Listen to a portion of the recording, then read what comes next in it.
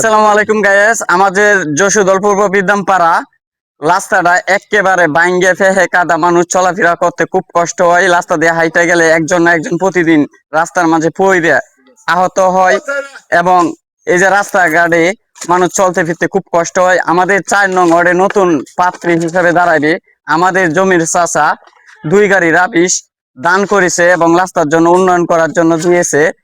এই আমাদের এই যে জমির চাচা আরো লাগলে আরো দিব বলতেছে, সে 2 গাড়ি লাফিয়ে দিয়েছে। এই যে লোকজন কত সুন্দর টিকে কাজ কাম করতেছে লোকটার মাঝে।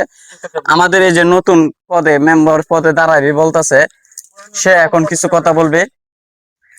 আসসালামু আলাইকুম।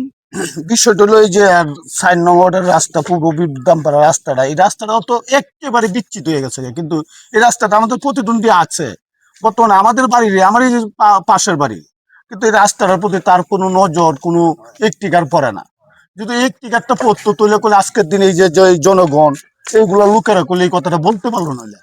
এর বলতো আমাকে বলতেছে যে 4 নম্বরের মাঝে নাকি প্রতিদ্বন্দ্বী হয়ে কারণের জন্য আমি চিন্তা ভাবনা নাই, আর বলতো যেহেতু জনগণের ধরতেছে, এটা আমার চিন্তা ভাবনা আছে, আমি সামনে ভবিষ্যতে নাকি করবো। কিন্তু এরপর তো বলছে যে এখান থেকে তো রাস্তাটা কাদা না, তোর রাস্তাটা 2 গাড়ি স্লাবিশ দেওয়ার জন্য। আমি কিছু 2 গাড়ি না, 2 গাড়ি লাগে, তোমরা এই কাজটা করো, এটা আমি দিয়ে দিতেছি।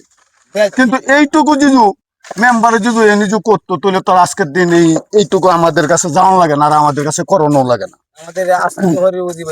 বুঝছো, এই বিষয়টা হলো যত কিছু পূর্বে মানুষ যেভাবে শান্তি হয়, যেভাবে কল্যাণ, যেভাবে সুন্দর হয়, এভাবে চলা সাইন ওয়ার্ডটার ভিতরে দেয় মেম্বারে, তো বহুত কিছু আগ্রহ।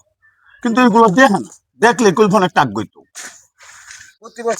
আমাদের 4 নং ওয়ার্ডের মেম্বারের বক্তব্য তো শুনলেন। নতুন মেম্বার পদে দাঁড়াবে উনি, যে এই যে কাজগুলো করছে জনগণের সেবার জন্য, তার জন্য দোয়া করবেন। তারে সবাই ভোট দিবেন, একটা করে ভোট দিবেন, যে যাতে জয়যুক্ত করতে পারে, এরকম এলাকার আরো উন্নয়ন করতে পারে, মানুষের প্রতি দাঁড়াইতে পারে এবং মন মানসিকতা লাহে যাতে সে ওটে কাজ করার জন্য।